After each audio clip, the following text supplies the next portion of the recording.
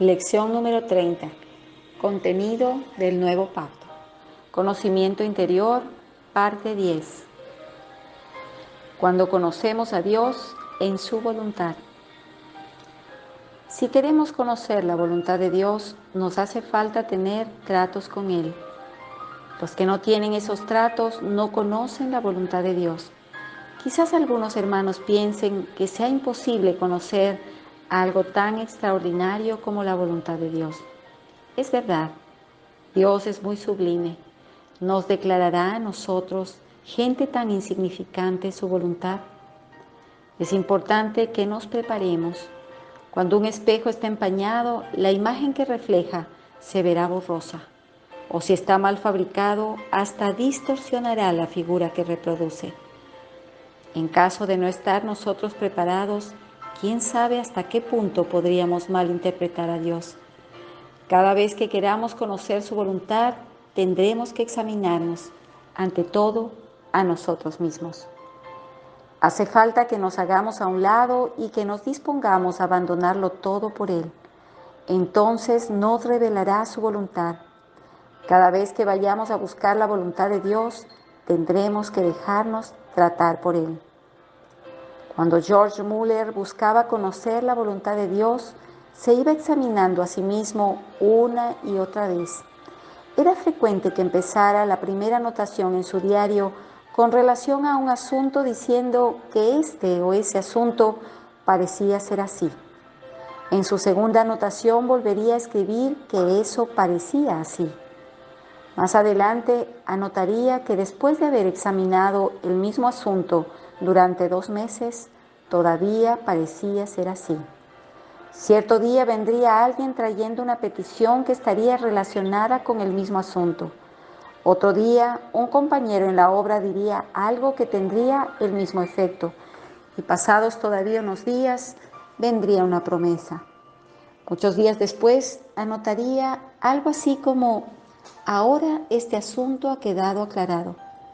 Poco después escribiría que llegó a aclararse más todavía, porque ya no solo había palabra, sino provisión también. Finalmente anotaría en su diario que ahora el asunto había quedado perfectamente aclarado. Hubo veces en que él manifestó en su diario que aunque el dinero que había entre manos no era mucho, Dios había empezado a suplir y a bendecir. Él no tenía miedo de ser objeto de risa, ni nunca firmó ningún contrato con hombre alguno. Cada vez que se presentaba una necesidad, le pedía a Dios que supliera aquella necesidad y Dios nunca le falló. Siempre supo cómo había que tratar con Dios. Estando una vez en oración, sintió que Dios quería que fuera a Alemania. Entonces le dijo a Dios que había 3 obstáculos relacionados con el viaje. Primero, si su esposa iba con él, ¿quién se encargaría de sus 3 niños? Segundo, no había dinero para el viaje. Y tercero, él necesitaría una persona que lo sustituyera en la dirección del orfanato. Él reconoció que no sabía si era la voluntad de Dios que fuera, pero si lo era, pedía a Dios que hubiera provisión en esos 3 asuntos. Algunos días después, llegó un hombre que era la persona ideal para encargarse del orfanato. Le dijo a Dios que uno de los 3 obstáculos ya había sido eliminado. ¿Qué había en cuanto a los otros 2? Poco después se mudó a su casa una señora con la intención de pasar unos meses allí. Ella podría cuidar a sus niños. Con esto quedó superado el segundo obstáculo. Pasado todavía un tiempo, alguien le mandó un regalo personal, porque él nunca usaba el dinero designado para la obra para sus necesidades personales, y esto le resolvió su tercer problema. En vista de todo esto, él inquirió de Dios si era este el momento de emprender viaje. Anotaciones como la que acabamos de ver aparecían nítidamente en su diario. Aprendió a tratar con Dios paso a paso. La historia de Abigail. En cierta ocasión, el señor Müller le enseñó a una niñita cómo había que orar. Ella se llamaba Abigail. Hacía ya bastante tiempo que ella deseaba tener un ovillo de lana multicolor a manera de juguete. Un día ella vio que el varón de Dios venía a su casa, de manera que se puso a hacerle preguntas y a decirle que habiendo oído de sus padres que él sabía cómo había que orar, le iba a pedir que tuviera la bondad de orar por ella para que pudiera obtener un ovillo de lana multicolor. El anciano señor Müller contestó que él oraría por ella, pero que ella también debía orar. La niña se arrodilló y el varón de Dios se arrodilló a su lado. La niñita oró primero diciendo que deseaba un ovillo de lana multicolor. Después el varón de Dios inclinó su cabeza de pelo gris, puso sus manos sobre ella y oró diciendo: He aquí una niña que desea tener un ovillo de lana de varios colores. Nadie sabe nada de eso, ni yo tampoco haré nada en cuanto a eso. Eso es asunto tuyo. Oye, por favor, su oración. Al terminar estas palabras, esperó por unos segundos, como si todavía le estuviera diciendo algo a Dios. Entonces se levantó y le dijo a la niña que dentro de 2 días Dios le daría el ovillo de lana para que jugara. El corazoncito de ella saltó de gozo. Este anciano le había llevado a Dios. Ella se puso a pensar, tal vez su abuela le traería el ovillo de lana de colores, o quizá lo haría su tía. Para su sorpresa, la segunda noche, ¿quién sino su propio padre fue el que le trajo el ovillo? Ella no cabía en sí de contento. Su padre era propietario de una tienda de ropa. Él había vendido todos los ovillos excepto uno, de lana multicolor.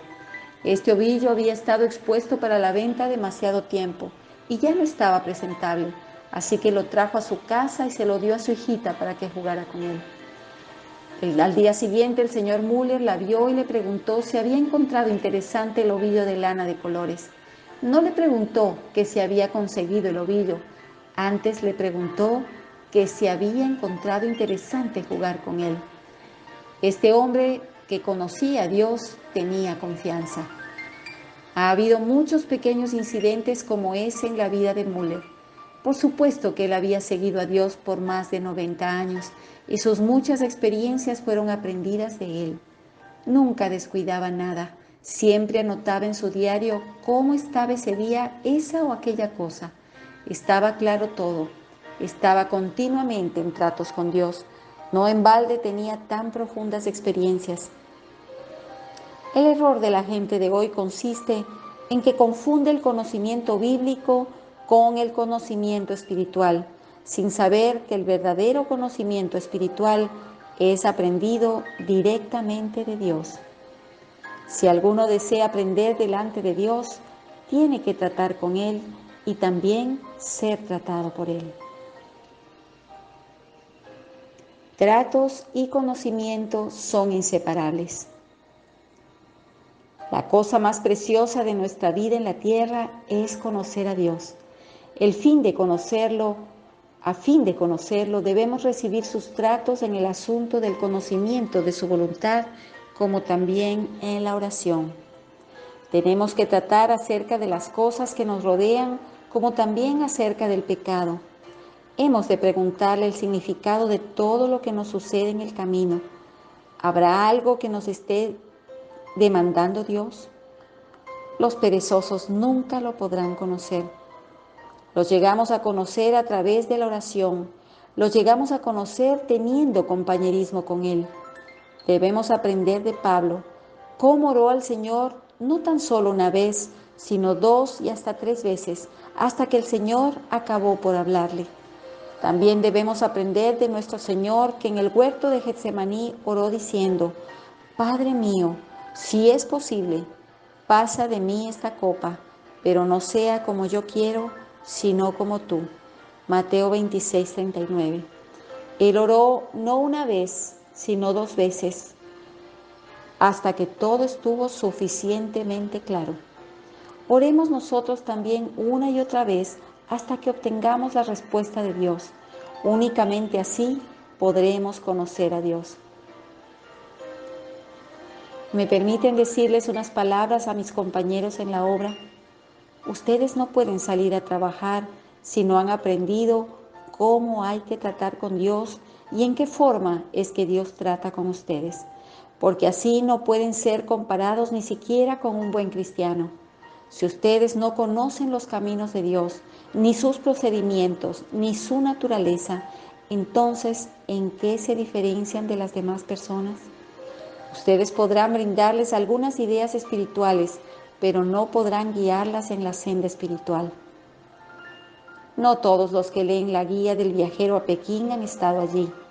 No todos los que tienen un libro de cocina han probado todas las comidas que están escritas en el libro. De igual manera, usted no puede guiar a la gente si no tiene nada más que el conocimiento de la Biblia.